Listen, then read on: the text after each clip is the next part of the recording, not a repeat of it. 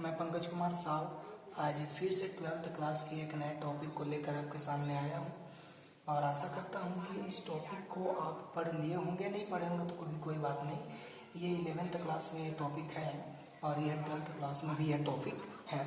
तो आज हम पौधों में पुष्पन की क्रिया से संबंधित एक टॉपिक पढ़ेंगे जिसका नाम है दीप्तिकालिता। दीप्तिकालिता यह एक ऐसा टॉपिक है जिसको पढ़ने से समझने में कोई कठिनाई नहीं होती। फिर भी हम इसको डिटेल करते हैं कि दीप्तिकालिता आखिर होती क्या है।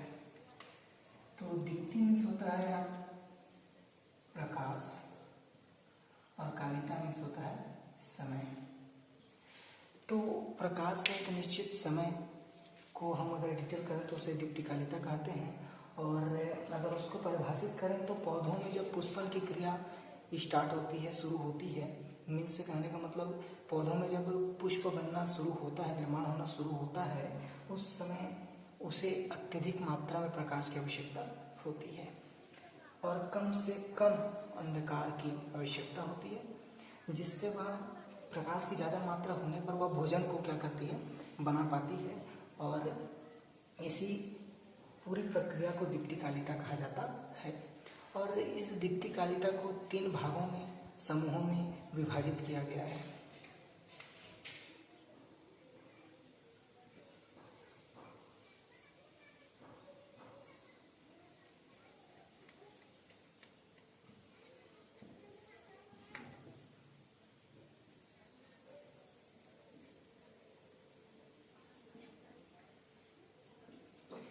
तो इसका जो पहला जो समूह है वह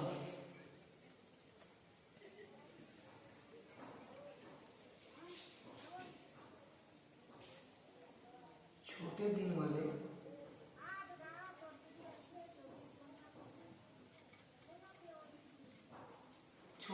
होते हैं, जिसको हम शॉर्ट डे प्लांट का नाम से जानते हैं। शॉर्ट डे प्लांट मीन्स छोटे दिन वाले जो पौधे होते हैं उसका हम इंग्लिश में कह सकते हैं शॉर्ट डे प्लांट। अब ये क्या होता है, छोटे दिन वाले पौधे? हम जब इसको लिखते हैं तो हम समझ जाते हैं कि छोटे दिन वाले पौधे मीन्स इसमें रात क्या होगी, बहुत बड़ी होगी, और दिन क्या होगा, छोटे होंगे। कहने का मतलब यह है कि जब पौधों में पुष्पन की क्रिया होती है, जब पौधे में जो पुष्प का निर्माण होता है, उस समय इन पौधों में किन पौधों में, छोटे दिन वाले पौधों में क्या होती है, कम से कम प्रकाश की आवश्यकता होती है, अंधकार की आवश्यकता अधिक होती है। तो कितना परसेंट है देख लेते हैं। 8 से लेकर 10 घंटे का इसको प्रकाश चाहिए, प्रकाश, तथा 14 से लेकर 16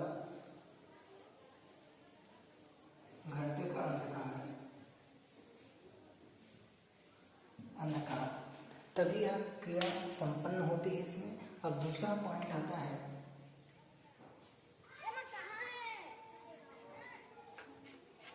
बड़े दिन वाले पौधे।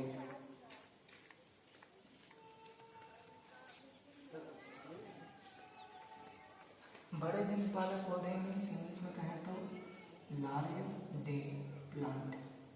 Large day plant. बड़े दिन वाले पौधे को हम जनरली ऐसे कह सकते हैं कि बड़े दिन वाले पौधे, कहने का मतलब इसमें दिन क्या होगा, बड़ा होगा। जब पुष्पन क्रिया स्टार्ट होती है, या तो जिन पौधों में पुष्पन क्रिया होती है अगर वह किसके अंतर्गत आती है, बड़े दिन वाले पौधों के अंतर्गत आती है, तो उसमें क्या होता है, उसका जो दिन होता है वह क्या होता है, बहुत बड़ा होता है। एक निश्चित समय होती है, दिन की अवधि बड़ी होती है और रात की अवधि सामान्य तौर पर छोटी होती है। तो इसकी जो अवधि होती है कितने से कितने घंटे तक होती है, चलिए आइए देखते हैं। इसकी अवधि होती है 14 से लेकर 16 घंटे की अवधि होती है।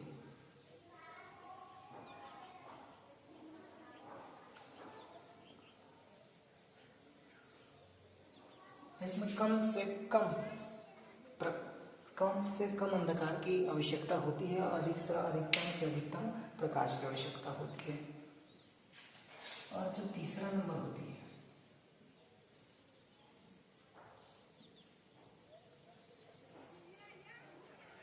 दिवस निरपेक्ष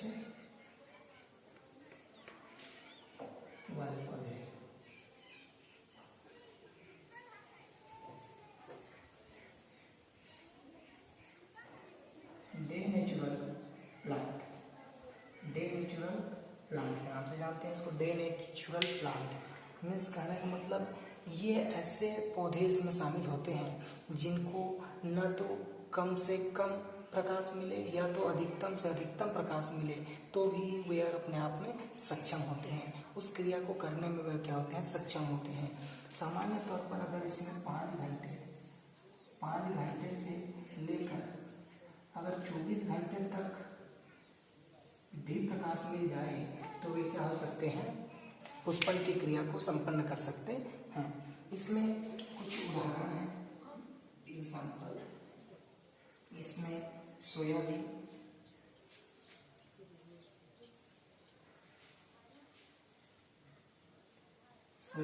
और कपास, इसका एग्जाम्पल गेहूं, मटर, और इसका एग्जाम्पल टमाटर।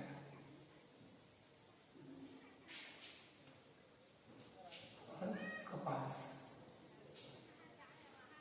ये तीनों पॉइंट अहम हैं और